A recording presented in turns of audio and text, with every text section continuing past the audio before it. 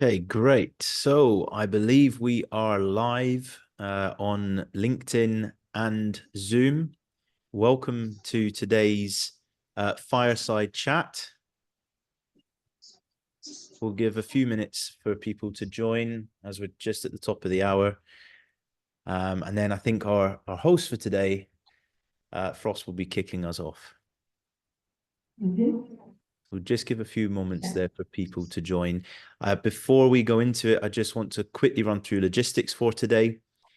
So if you are joining us on LinkedIn and you do have a question, you can ask your questions using the LinkedIn comment box. If you are joining us on Zoom today, you can use the chat Q&A box at the bottom of your Zoom screen, which will allow you to ask us a question. We do have someone monitoring the question box, and we will try to answer all the questions live. If we can't get to your question today, do not worry, because we will get a response back to you via email.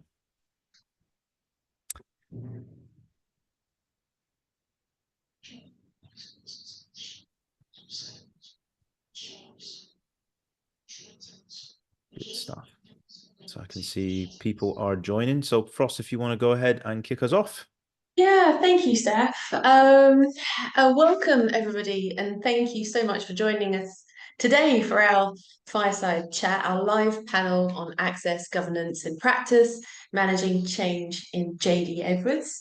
It really is exciting to be live with you today, learning and sharing with our friends and industry peers on and potentially inspire new forms of success and problem solving in JDE. My name is Priscilla Kofteru, and I am the content lead here at All Out Security. And today with me is Brian, Tom, and Steph. And if you'd do me the courtesy, it would be great if you tell us a little bit more about yourselves and your background. So we can start off with Tom. Hey, sure.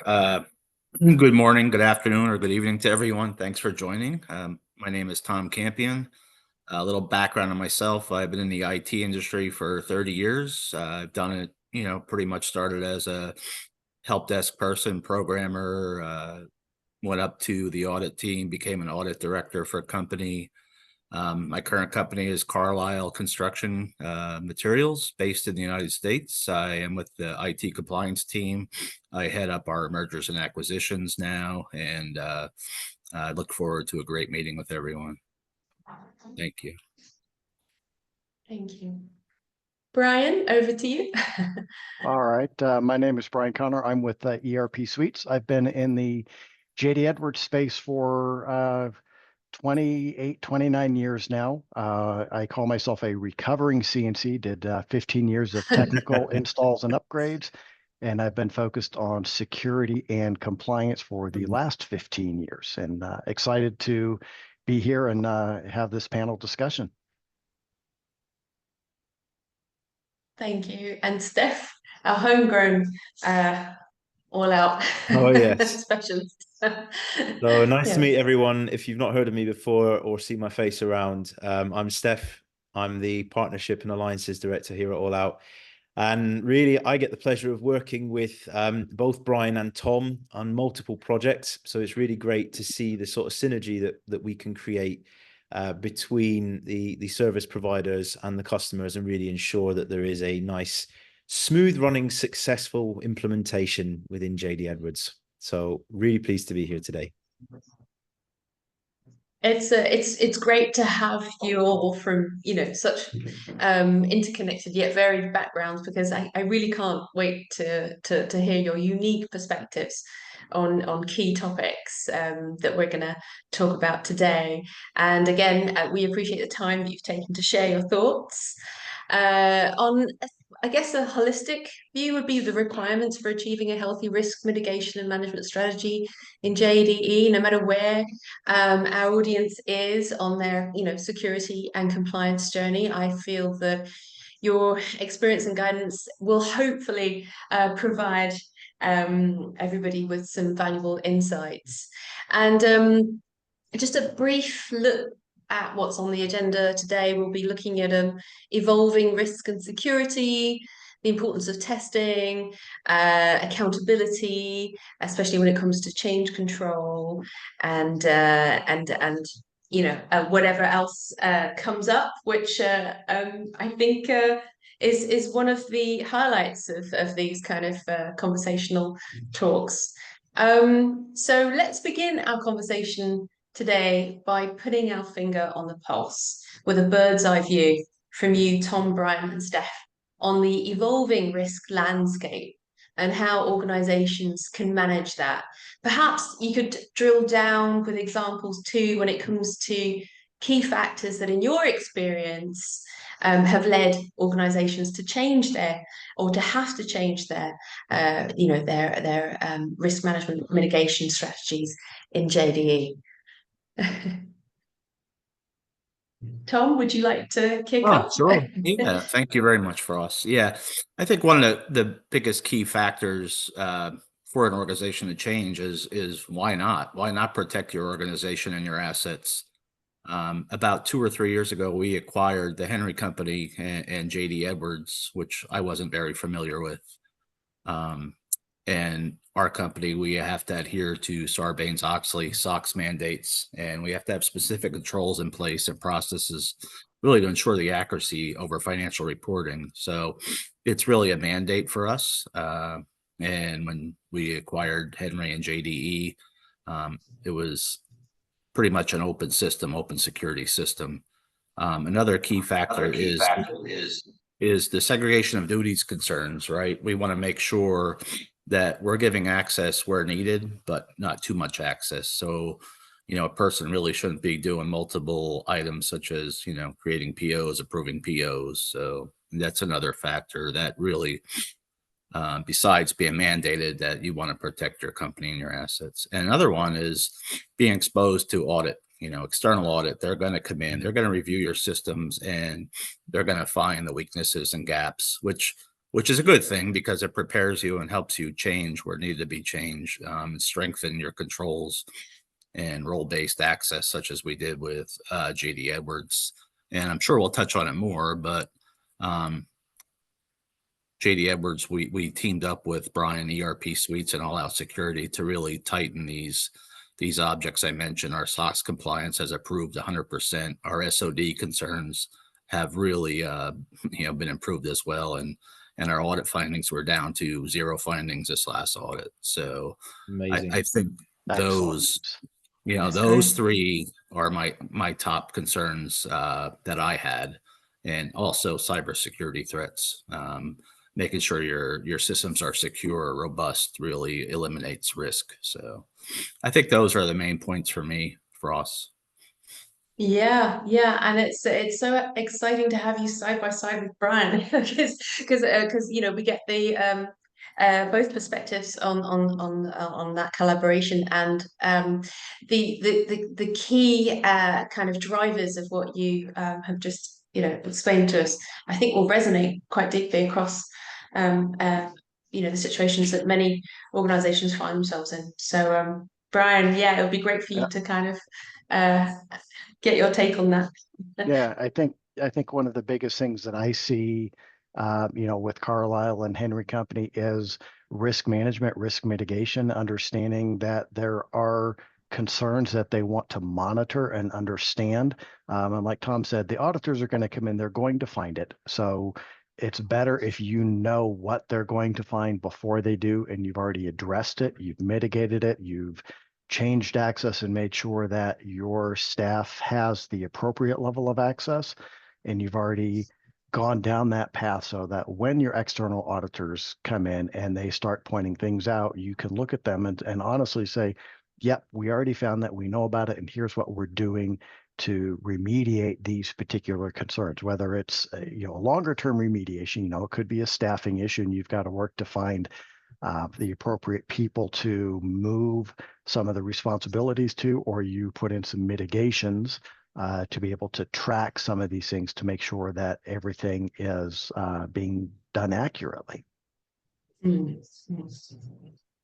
Yeah. Yeah, Brian, that's a great point. And partnering with you, Brian, and All Out Security gave us, as a programmer, I tried to embark on creating my own SOD programs, trying to, and I quickly understood the undertaking it was, and why reinvent the wheel when there's products out there that, we could use. And we run as a lean shop, as most companies do. And having the bandwidth to take that on myself as a compliance, officer manager was eager at best. But yeah, you're right. To document it before audit team comes in, external audit, and mitigating those risks and documenting it was great for us. So. Right. And I think, to your point, Tom, trying to take it on yourself, I've talked to a few clients that have tried to do that, or they've gone with some very large compliance tools out in the marketplace, not necessarily specifically for JD Edwards, but more of a GRC approach, and have spent, multiple six figures trying to implement it. And they always come back to All Out. They come back to a proven, tried, tested methodology inside of JD Edwards that just does the work for them and just makes it simple. And it's customizable. So, whatever Carlisle decides, I want to monitor this and not that, because these are our specific concerns, we can do that. Yeah. Right. And, I'd be lying. I mean, small companies are going to have SOD conflicts, right? Oh, yeah. We realize that, we mitigate it, and we noted that management has approved of these conflicts, and here's our mitigations, and we store those and document everything in All Out Security, which is a beautiful thing. So. Yep. I think, just to weigh in on this a bit, I think one of the key things for me that guarantees the success really is where the departments are aligned, right? So Tom, as you said, it helps because you've got a background as a programmer as well. You understand the task in actually achieving this thing without a solution. A lot of companies out there, I think they struggle to really get the business aligned as well. So what was really interesting when we approached Brian about your use case, Tom, was that, okay, you've been able to really come at this from a compliance standpoint and get IT's buy-in to this to go ahead with the project.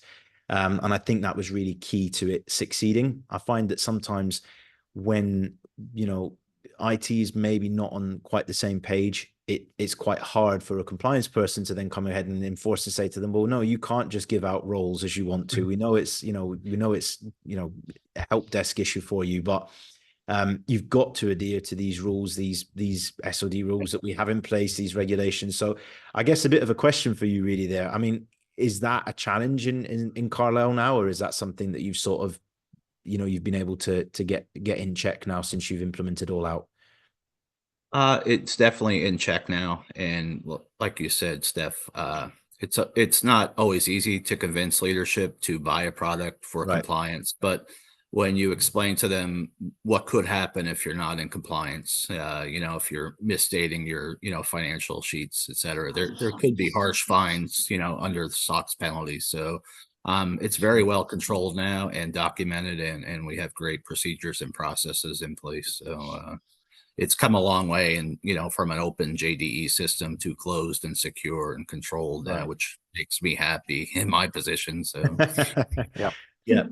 And it's not just a compliance tool. I mean, it's a great compliance tool, but it's a lot more than that. So even though the driver was compliance, you've got a tool that makes that day-to-day management much simpler and more streamlined, quicker. So there's less effort on the part of your help desk or your security administrator to actually do what needs to be done. That's true. Yeah. It's a resource. In the end, it actually saves more than, it saves more than it costs, which is great. Absolutely. So I think you get, from what we've seen from customers, I think that's the case.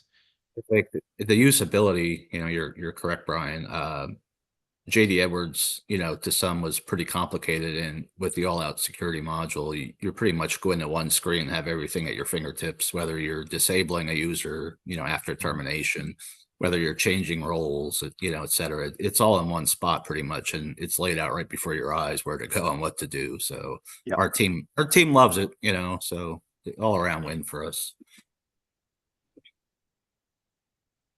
That's this is just a great insights all around, and I guess if we're that leads us on to coming from you've got the awareness, got the understanding of what needs to essentially change. And that brings us to the question of, what types of security change control is available in JDE that can essentially help organizations carry those forward when it comes to best practice. And I'm sure you all have your own unique experience and thoughts on that.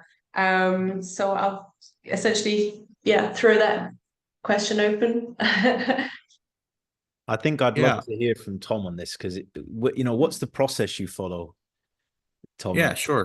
So in JDE and SOX compliance, we partner with our ticketing system, ServiceNow, where any request comes in has to be requested by the business. If they want to change and role or access, the business puts that request in, they approve it, then it'll flow to me as a compliance or our compliance team.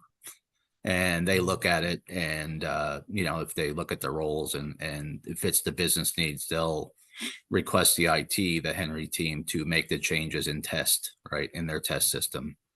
And then we have the ability, once it's assigned in test, to go into all out security and run some SOD reports, see if there are any conflicts. If there are conflicts, our first thing is, does this business user really need this access? Do they need this conflict? And we go back to the manager, and it's all documented in our system. If they approve it, we have mitigations we could put in place, sign the mitigations and test, run it again in test, make sure the conflicts are mitigated or cleared in either case. And then once we have all the approvals in place, documented, and we can move it up to production. That's our flow. It passes audits. All our documentation is stored within all out security. The approvals are there, and passes flying colors. So that's the biggest thing for me is we're well controlled and documented with our changes. So. And also, I might add that we could see if there's when we run it and test, if we're changing not only roles but security to a role. And Brian's taught me a lot about JD Edwards and all out security, but if you change, a role is made up of security and objects, programs, sometimes to clear the SOD, you can make a program view only, inquiry only, and that would clear the SOD as well. And those are the things we test in test or, development first before it's moved up to production. So. Right. Yeah. I think, part of the question that Frostech asked is there anything in native JDE to do change control or anything of that nature? And unfortunately, there isn't. The security tools that JDE's given us are fantastic. Everything we do is based on JDE security. It's just in a different format, different presentation, and it's made easy to manage all this through the all-out tool set. But we've implemented changes, for example, in the Carlisle system, we've implemented some changes to allow them to test and validate things in a non-production environment so that we can be sure, Henry, Carlisle, Tom, everybody can be confident in the changes that are made without impacting the production users. The last thing you want to do is make a change and all of a sudden somebody in production can't do their job, or they've got a whole bunch of access that you didn't intend. So we can validate, and Tom can get comfortable with that access, mitigate, and do whatever is necessary before we impact the production user. So it's testing is key in this case. But I think just to jump in on that as well, I mean, Tom, it was interesting to hear how you're using the solution. I think, from an all-out standpoint, the really cool thing with our product is that it offers you the flexibility as to how you want to control these changes, right? So, in Carlisle's case, you had, I think, ServiceNow you mentioned. So you've integrated it with ServiceNow. You've got your ticketing system there. It runs smoothly. If you're on the call today with us and you don't have ServiceNow or you don't have that type of ticketing system, you can still use all this functionality. We've got our own kind of workflow processes as well built within the product. So if you want to have a role request and approval process in place, you can still do that using All Out. And as well as that, one thing that I like in particular about this, and I think Brian's touched upon it a little bit, is the standard JD Edwards tool set that's there, we build on it, right? So there's really good scalability within the product suite, because you can start off as small as you want, right? So if you want to start with just simply having someone like in Tom's case himself approving a role before it goes ahead, you could start off as simple as that. And then you can add and layer on top of that if you want to run SOD reporting against that, if you want to then restrict who can and who cannot assign particular roles to a user. So it really is up to you and the business to define the scope of what you want to do with, change control. And I think, as with All Out, one key thing is we really work together with standard JD Edwards. So you're not forced down the route of having two separate sets of tables if you wish to. So for those in the audience today that are, from an IT background, you can do that, but we also allow you to control changes through role assignments. So if you don't want to have, two separate environments, although in this case, it is best practice, as Brian said, you can do that within your production environment as well, and still have a level of change control. So it really is configurable depending on how you want to approach change control. And I think that's, since I've joined All Out 4 or 5 years ago, I think that's one of the buy-ins that I had for the product. And certainly speaking to customers and consultants like Brian, that's one of the benefits of working with the product, is that you can pick and choose how you want to set the process up. You're not forced into having a particular heavy implementation project to achieve what it is you're looking to achieve. So really, really interesting to hear from you there, Tom, what the process is. And And not just Yeah, that, I think Steph, but it's also, if you choose a certain approach now and you want to expand or retract 6 Right. months from now, All Out gives you that. You're not locked into a particular approach just because you've chosen it at this point in time. So it's extremely flexible. Exactly. Yeah. And I think so. Yeah. And I mean, we are still looking at the, within All Out Security, the role changes approvals in there. And I think that's, in our future plate in 2025. So yeah, there's lots of options to go with. There's exactly. You started small and you scale, right? So baby steps. You have to get buy-in from the users, and that's key. and leadership, and there's competing projects. So we bit off the biggest chunk first, and then there's still room to improve, which I like. So. Yep. I think it's very interesting, kind of leading on to the next question there, because at this point I'm inclined to ask about the importance of streamlining change when it comes to role and security testing. So if I was to ask for a bit of a quick fire round, each and every one of you, what approach could work regardless of the company's size or security situation? And to give you a little kind of hint as to, I think, where Brian would go with this, I think testing approval and validation testing is important to you, I'm guessing. Absolutely. I think anytime you're making changes with users access, it's absolutely critical that you have some testing in place, and being able to have the user sign off and approve and validate and say, did this requested change do what I needed it to do? Yes or no? Yeah. The essentials there. Tom, what would your kind of approach to this be, regardless of the company's size or security situation? How could they also kind of approach workflows and testing? Yeah, I think even though we use ServiceNow and All Out Security has the ability to do that, also the Henry Company they were practicing some change management before I got there and they were simply emailing and attaching documentation to email. So, while it wasn't the best method, it was still documentation, and finding that best method to do it, and just making sure there are tests in place and a process and a procedure. I think once you have that procedure in place, you follow it no matter what it is, but looking to streamline it and doing the same thing over and over and over again the right way will lead to streamlining. So, our next step is to look at the all out process and for approvals. So there's always improvements to be made. So I think from my side, I think I would say, don't reinvent the wheel. So the wheel. So I think, in the case, I mean, Tom mentioned this earlier, actually, if you are looking for some quick wins, have a look and see what products are out there on the market. Have a look and see what expertise is available to you. And, don't try and embark on this yourself, because if you're a small organization, the chances are you're going to spend more cash and resources trying to internally achieve a project in silo, as opposed to actually hiring someone who, does this every day.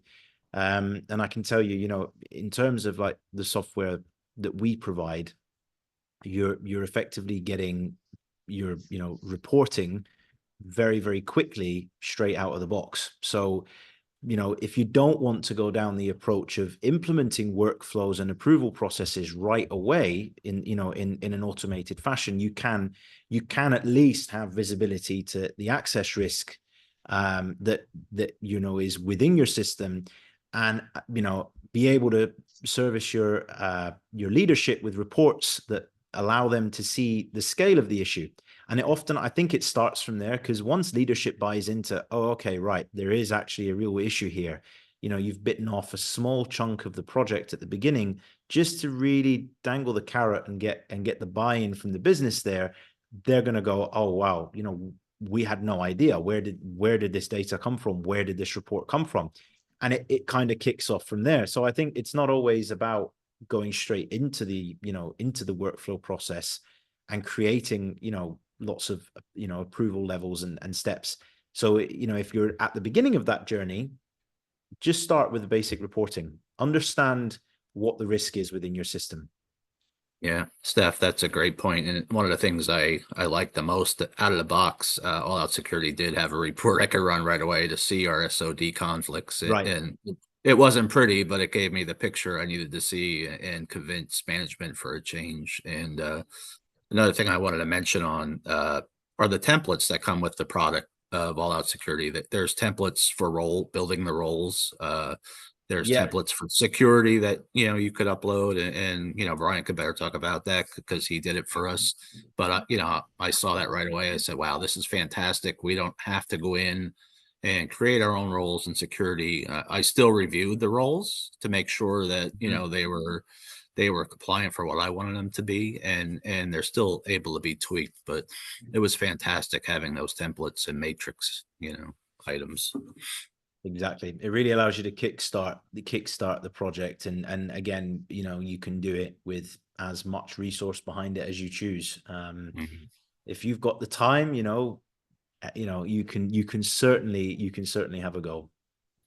So yeah, I think that's really interesting. Yep. It is. I mean, there seems to be such a kind of logical process evolving here with this conversation. And I guess, when everything is in place, when it comes to controls, workflows, and testing, the next logical question for me appears to center around accountability.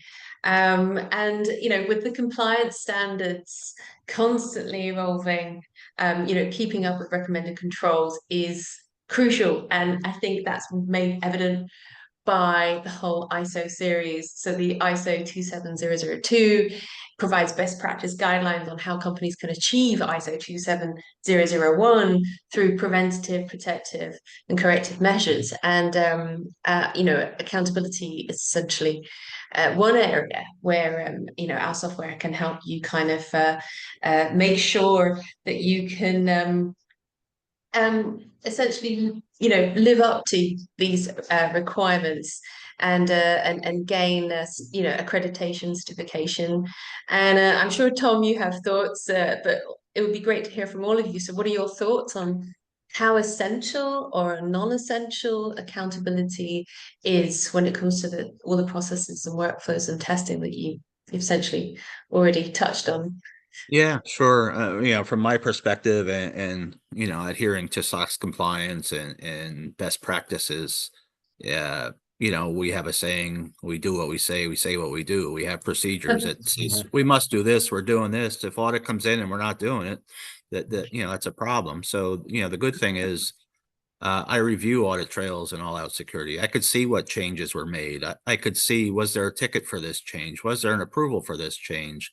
And my job is to find that before audit finds it. Yeah, this change was unauthorized. Well, what happened here? Oh, somebody missed the documentation. No big deal. We could fix that. But, if there's coaching that needs to be involved, et cetera, all out security gives me the ability to, see audit trails and what was changed, and test, was it tested first, et cetera. So, that's, what I really enjoy most about that too. So just the audit Yeah. trails, the documentation, adhering, it helps us adhere to SOX compliance. So it gives us a method. Can I ask Tom, Yep. do you provide, sorry to interrupt, Brian. Can I ask Tom, do your auditors often ask for these types of reports as well? And I mean, they've obviously seen all out reports before. Yes, they do. I just annually we are required to do a SOD review. So we review every SOD with management and user. So it simplifies it for me. I could run a report out of all out security, tells me every user that has a conflict, what the mitigating control is, and also we review that with management. And I'm going through it right now. Do they still approve of that conflict? And then we document that and upload it for the auditors. So that's an annual, just like our user access review The process facilitates that as well. We could see what role every user has, and what program, what object is it from JDE is in every role. So yeah, they do ask for that quite a bit. You get it. Okay. I was just interested to hear, what they actually ask for from an audit standpoint. I think it's always cool. I think the accountability is a big thing. And Tom, you touched on, the audit trails and the information that's there. There are so many different places within all that you can add that audit trail, role assignments, who made the assignment. You can put in your ticket number, and so you can very easily track it back to your system of record with ServiceNow, what that ticket is, all the approvals, everything that's done there. So whether your approvals are done inside or outside of JDE, you're still tracking everything, and it's easy to find. But also changes to security, changes to any compliance rules, that sort of thing. All of that is auditable and trackable so that you can look at a moment's notice and understand what exactly changed, when did it change, and who made that change.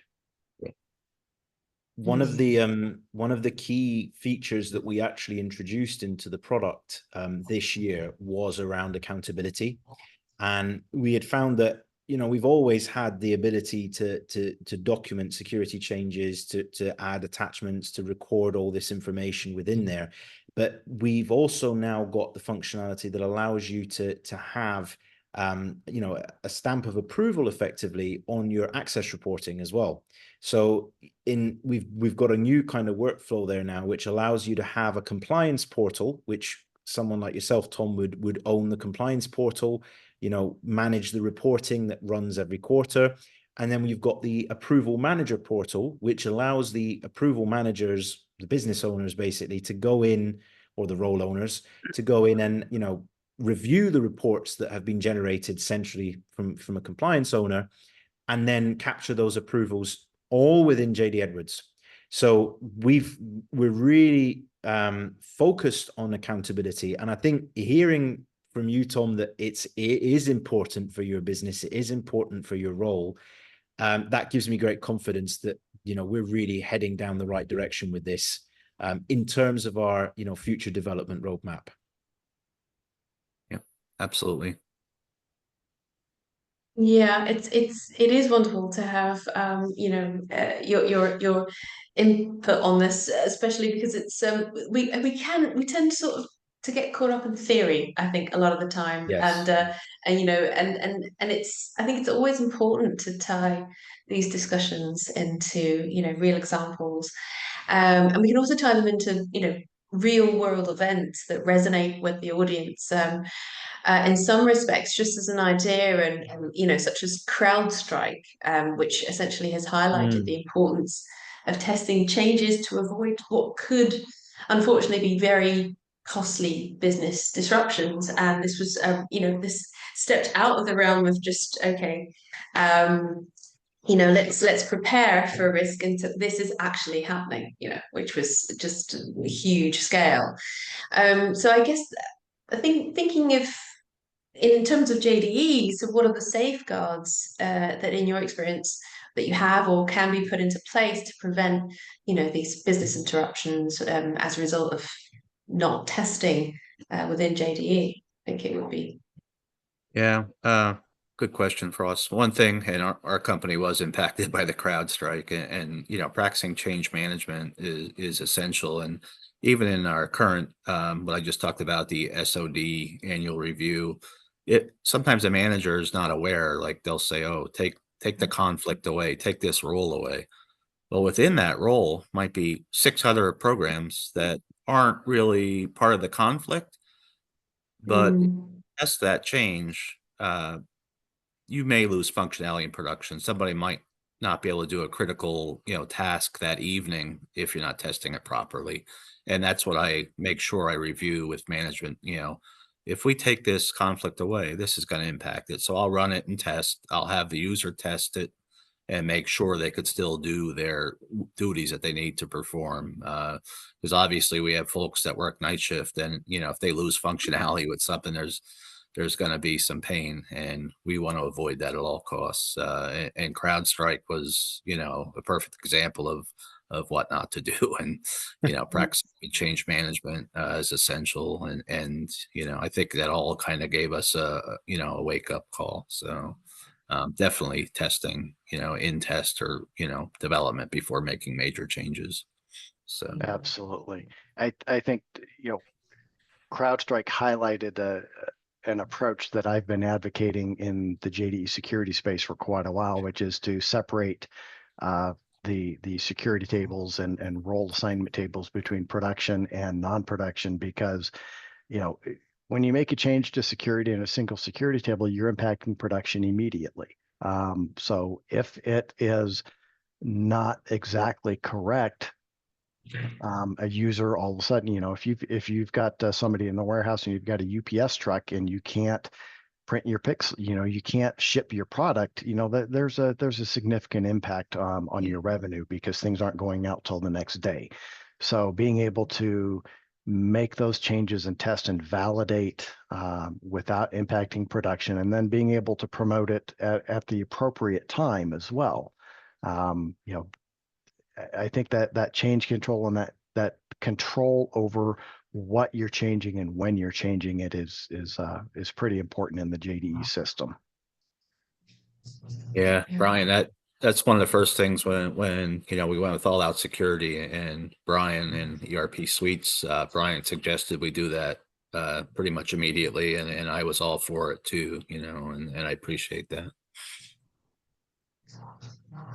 Yeah. Yeah. I think essentially these examples and your kind of perspectives and experience brings us back again to this understanding of how the business works as an integrated live organism. It's cohesive, which I guess departments often get siloed in their own activities. So that it's just the real life event we just spoke about, which affected your organization, Tom, CrowdStrike. Essentially it's one of those reminders, a grounding effect again, and as Brian foresaw. So I think it would help the audience if we kind of talk about how important it is once again to kind of grind this down to stakeholders and how important it is to manage changes across environments correctly in relation to your understanding of how it can affect different stakeholders in the business at large.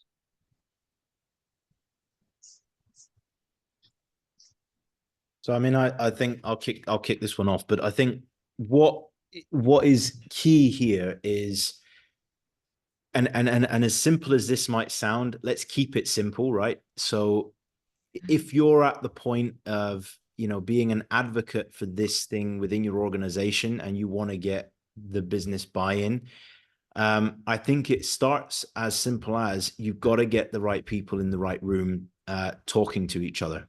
One of the key things is, you know, I often find that the business, IT, compliance, auditors, they're all so kind of siloed that to actually make a project like this of this scale, and, you know, with the risk of impact as well, as Brian said, on, you know, on your revenue and your bottom line, you really got to make sure that you're all on the same page as to what you want to achieve as a business before moving forward. And I think that's really important, because if you're not there, you're going to start, you know, down the route of something that might be overly complicated as a solution for what it is you're trying to achieve. You might not, you know, you might not be getting the right expert advice. Someone might turn around and say to you, hey, did you talk to Brian in IT? Because he's got some experience with this. He knows what he's doing. He's done this type of project before. So I think it's all about really starting simple. And like I said earlier, scaling. So even if, for example, with All Out, putting it back into perspective of the solution itself, if you're not quite ready to take the commitment of, say, oh, we want to go ahead and purchase this and go down the route of implementing and hiring consultants and doing all of this work, contact companies. Ask us, for example, for a trial of our software. We'll be happy to give you the software for a few months so you can play with it. You can get those reports. You can try out and see, okay, where are the risks within my environment? What can I actually take to my management or to my team to get them to buy into having this type of project? And I think that's where I always say, start simple. I think that would be my 2 pence of advice for the audience. Yeah, I agree with that, Steph. And also, I think you mentioned, you know, having buy-in from everyone, not only, you know, the business, having them input on our project. When Brian came in, we implemented All Out Security, and we actually had a project manager. We don't always have that for projects, believe it or not. But having somebody to get all the team members, and you know, you talk about silos, but myself with compliance, the IT technical side, Brian and the business managers buying off on what we're going to do. And, you know, having folks that were used to having access to everything, they still wanted everything, believe it or not. They, you know, and that's when, you know, I have to step in and say, no, you know, you're a fork truck driver. You don't get to post to the journals, you know, and so having clarity from everybody and the expectations, I think, it is very important. And you know, to avoid those silos in a business, and understanding why they can't have certain access is important, because feelings get hurt, you know, and you know, it's unfortunate, but not everybody could have privileged access either. You know, we had folks making changes to user access that shouldn't, you know, be doing that. So you know, it's important for leadership to buy off, as well as IT and the, you know, everyone in the business. So yeah. And I would say that's one of the key success factors for the project that we did with Henry and Carlisle, was that they came into the project without those silos. So they came in with the audit, with the business, and with IT all already ready to work together, which a lot of companies, it's difficult. You'll have, it's an audit driven project, or it's an IT driven project, and you don't have the business involvement. You know, they're busy, they're trying to ship product, they're trying to make money, and adding this onto their plate can be difficult. But already having that buy-in from all 3 legs of the stool, so to speak, is really critical. And that's, you know, from the Carlisle perspective, they came into the project with that already there and ready to go. And it was a huge factor in us being able to get everything done as quickly as we did, and be as successful as we were with that. Right. Oh, sorry, could I just jump in and ask Tom, because it's interesting, Brian, you know, you recognized that the Carlisle group essentially had that mindset coming into this. So Tom, was there any kind of preparation? I mean, or you know, how were you and the team able to have that kind of same page mentality going into things? Yeah, I think because of my early struggles trying to get JD Edwards, into SOX compliance, I think that really amped up my efforts to get everyone involved once we got the all-out product. And I did play with the product, I think, before we hired Brian. I had it for a month or so, and I basically went to IT management and explained to him what we needed to do because I couldn't handle it myself. You have to realize that sometimes you need help. And that's when I said we need to bring somebody in that's an expert, with the product. And they agreed. We did look at other consultants. We landed on Brian. That wasn't my sole decision, ERP suites, but they were the consensus winner. And just getting the business prepared for what was going to happen, that there will be changes coming and they're required, and we're going to do it as a team. And, so a lot of kudos to those team members, leadership, and all around, and Brian and the product. So couldn't be happier with the outcome. So, really everyone worked as a great team. Yep. That's great. Yeah, the clarity, the resources, the organization. I mean, it does sound like you had a dream team and dream collaboration with Brian there. Yeah.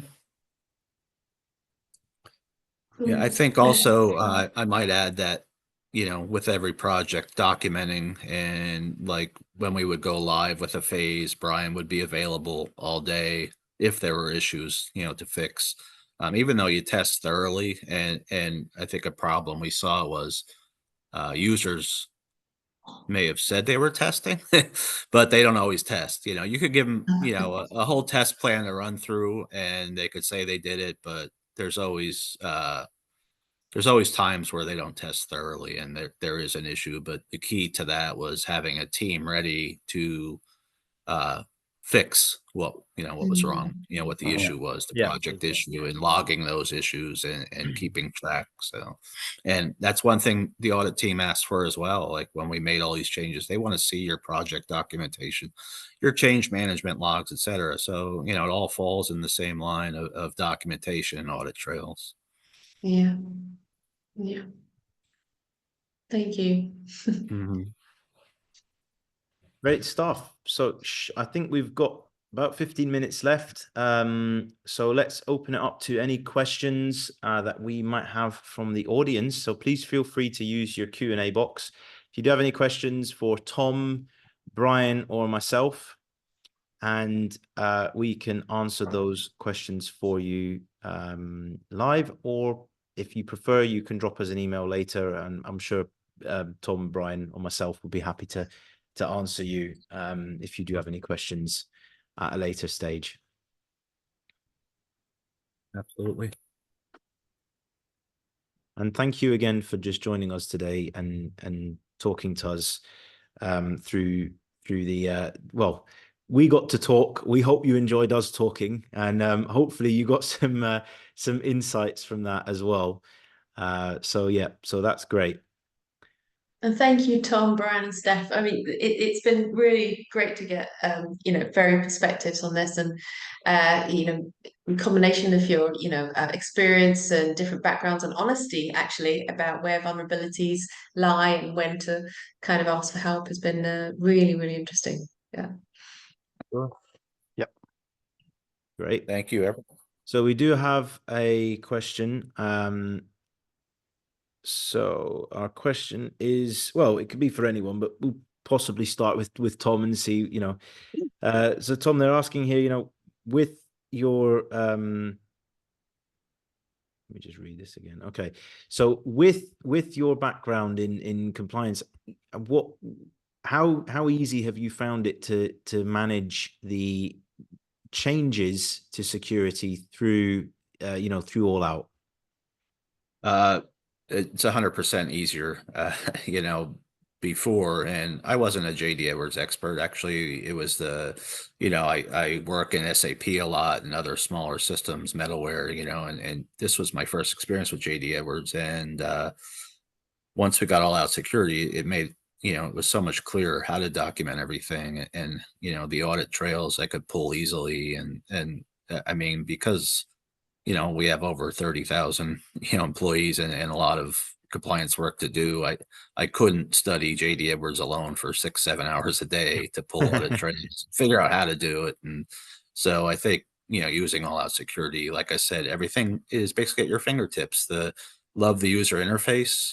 I could go in and see, well, this tabs reports, this is your data. You could see, audit trails, reports, etc. So yeah, it's made it a lot easier, for SOX compliance and to produce reports. And, they may take a while to run, but, I have external auditors breathing down my neck a lot for reports, and this makes it a lot easier and reduces stress on my part. So. Right. Hopefully, I hope that answers answered the question. Yeah. Brian, anything you want to add to that from your end? I obviously am an advocate for all out. I've been using it for 15 years. I think, anytime I work with a client doing security and they don't have all out, it reminds me how much I enjoy the user interface and the ability to look things up and find the audit trail and make changes and understand what exactly is being applied in the system to be able to run some reports for effective access. That outside of the all out tool set, you don't have access to. So it greatly simplifies any work that I need to do within the system for a client. It's just a huge relief when I have a client that has all out that I need to do any work with. Right. Good stuff. Yeah, I mean, I think I agree with both those remarks, and I think one thing I would say is it is always really important to assess what the right tool is for you. And I think, yeah, like Tom said, when you've got the opportunity to go down that route, it's got to be fast, because if it's taking up too much of your time, that's a problem. So I've got one more question, and I think that's probably all we're going to have time for here. So so many of us really don't have time for a project like this. Are there real time savings that could make this type of project effectively pay for itself? I can answer that. I will say that there is definitely time savings with all out to recover your cost for the project as well as the software through time savings in your day-to-day management and your ability to run your reports. If without a tool, you don't have compliance reporting. Standard JDE doesn't offer it. So if you're needing to do that, I've worked with clients, that have done what Tom was trying to do, where they have 3 or 4 people in audit spend 3 weeks to gather data for the report to be able to pass to management, where when we bring all that in, we can run that report in a couple of hours and pass it up. And you can make a change and rerun it and look at the net effect of, if I do X, Y results. So your ROI definitely in the ease of maintenance, ease of use, being able to get your reporting out. And just in your day-to-day maintenance, being able to assign roles to look at your net effect. If you're troubleshooting, there are so many tools within All Out for affecting how you can go about doing your job and saving time. I've had clients go from 4 to 5 full-time security people for 2,000 users down to 1 person to manage all of that across a global enterprise. So it's a significant. It's a massive time savings from a staffing requirements perspective, as well as just day-to-day maintenance for these things. There are quick wins, so there's a lot of things within All Out that you can run, and you can find some of those low-hanging fruit pretty easily. So you can bring it in, you can find the low-hanging fruit. You don't have to do a project for all of these things. So there are things that you can find that can simplify things for you. You can identify areas that may be causing some headaches for some users, and it's much easier to find with the all-out tool set so that you can take those quick wins and make the business happy and justify the cost, the investment in the all-out tool set. Right. Exactly. Exactly. Yeah. Go on, Tom. One thing I just wanted to add, as a compliance person, and when we have users departing from the company, disabling users is so much quicker. If we have 10, 20, turnovers a day going into all out security and disabling them that way, or removing or expiring roles, it's another thing I like, that you have the ability to expire a role, not just delete it, but then, I could go in and see what day the role is expired, et cetera, in case auditors ask that. And then after a year's time, we could go in and then go ahead and delete those roles. And that's a big time savings for whoever may do it in the company. In my case, I do it, but we also have our service desk team, which the ability, they would have to go into, I think it's the P98 OW security table to make changes. Now they could go in all out security, and it saves them a bundle of time as well. So yeah, I think there's time savings. I've never measured it across the company, but for myself, I could probably saves me, 15 to 20 hours a month. So. Wow. Incredible. I've got one more question for you, Tom, and then I think that's us. We'll need to call it here. But so someone in the audience has asked, just very quickly, what are your 2 or 3 or 1 favorite all-out report that you use most regularly to get the information you need? I use a bunch, but I think the SOD reports for my case, when we're adding new users and roles, I could run a report to view if they do have any new conflicts. So the SOD report's one. I also look at stale users. There's a report in there that shows you if a user hasn't logged in. You're talking security here. Stale users, 90 days, haven't logged in. I review those users. Well, why haven't they logged in? Do they really need to be in the system? Can we disable their accounts?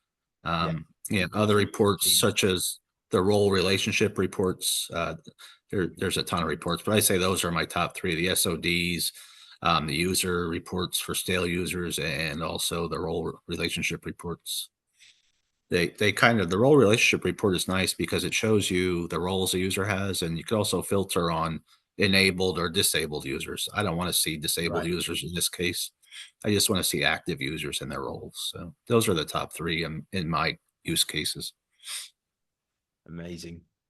Thank you very much. I'll leave it to you, Frost.